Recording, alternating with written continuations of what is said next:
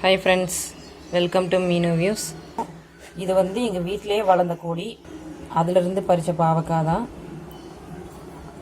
இந்த பாவக்காய் பேர் மிதி பாவக்கான்னு சொல்லுவாங்க. நம்ம இதை வச்சு பாவக்காய் பொரியல் பண்ண போகிறோம். அது எப்படின்னு பார்க்கலாம். ஒரு 1/4 கிலோ அளவுக்கு நமக்கு பாவக்காய் கிடச்சிருக்கு. நம்ம எடுத்து வச்சுருந்த பாவக்காய் எல்லாமே இப்போ கட் பண்ணியாச்சு. இந்த மாதிரி ரவுண்ட் ஷேப்பில் கட் பண்ணிக்கோங்க. பிஞ்சு பாவக்காய்னா விதை எடுக்க வேண்டாம், கொஞ்சம் பெரிய சைஸ் பாவக்காய்னா விதை எடுத்துக்கலாம். இது எல்லாமே பிஞ்சு தான், நம்ம வீட்டிலேருந்து பறித்ததுனால நாங்கள் அப்படியே போட்டிருக்கோம். இப்போது இதில் நம்ம இந்த பாவக்காயோட கசப்பை எடுக்கிறதுக்காக ஒரு கையளவுக்கு கல் உப்பு,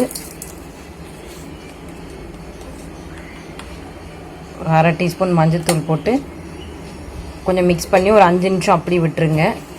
அப்போ தான் பாவக்காயில் உள்ள கசப்பு போகும். அதுக்காக தான் இந்த மெத்தட் நம்ம செய்கிறது.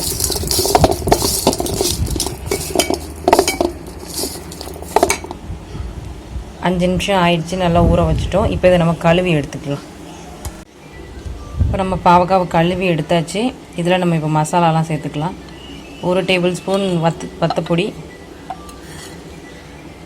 அதே 1 போட்டிருக்கோம். 1 டேபிள் ஸ்பூன் வத்தப்பொடி, 1 டேபிள் ஸ்பூன் மல்லித்தூள் போட்டிருக்கோம். இப்போ ஒரு 1.5 ஸ்பூன் கரம் மசாலா சேர்த்துக்கலாம்.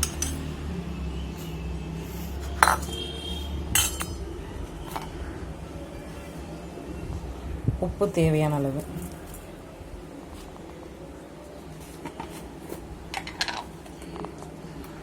ஒரு 1/4 டீஸ்பூன் மஞ்சள்தூள் போட்டுக்கலாம்.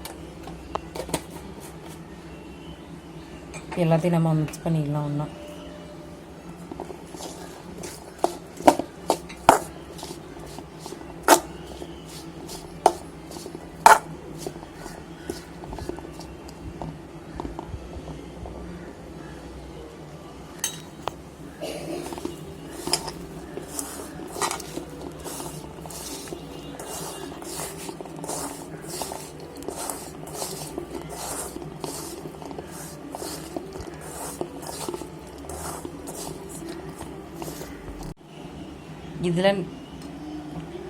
இதில் 2 ஸ்பூன் கடலை மாவு போட்டுக்கலாம்.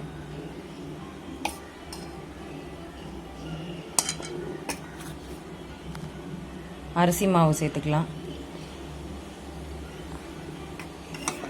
1 ஸ்பூன் அரிசி மாவு, 2 ஸ்பூன் கடலை மாவு போட்டுக்கோங்க.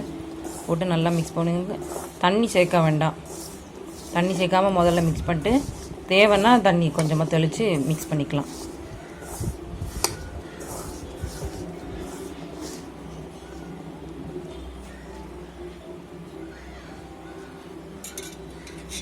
கொஞ்சமாக இப்போ தண்ணி தெளித்து இதை மிக்ஸ் பண்ணிக்கலாம்.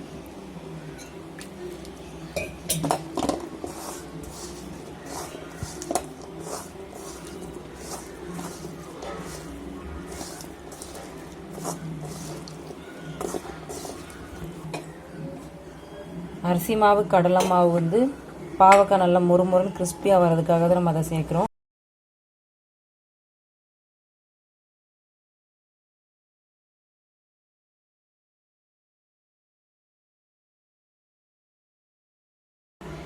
இப்போ நம்ம இதை ஃப்ரை பண்ணி எடுத்துடலாம்.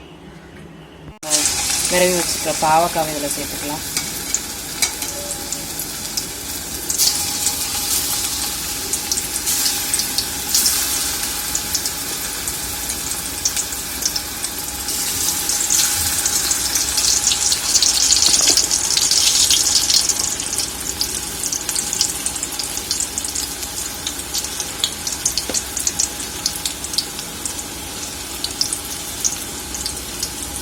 பாவக்காய் எல்லாம் வெந்துருச்சு. நம்ம இப்போ இதை எடுத்துடலாம்.